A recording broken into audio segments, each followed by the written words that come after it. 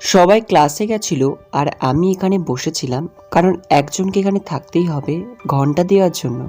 তো সাথে আমি এখানে কিছু লেখাও করে নিচ্ছিলাম। আর স্কুলের সামনের পরিবেশটা বেশ সুন্দর আমাদের।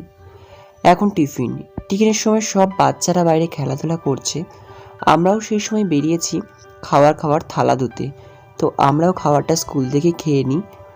আর এই যে দেখতে পাচ্ছ, এখন টিফিনের পর আমরা এখানে কিছু ডান্সের ক্লাস নিচ্ছি।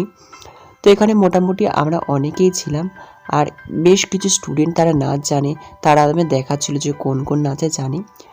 তো আপাতত এই যে আমরা এখানে বসে আছি আর সুন্দর সুন্দর নাচ করছিল। কিন্তু সত্যি প্রত্যেকটা স্টুডেন্ট খুব সুন্দর সুন্দর নাচ জানে, তাদের নাচগুলো আমরা দেখছিলাম।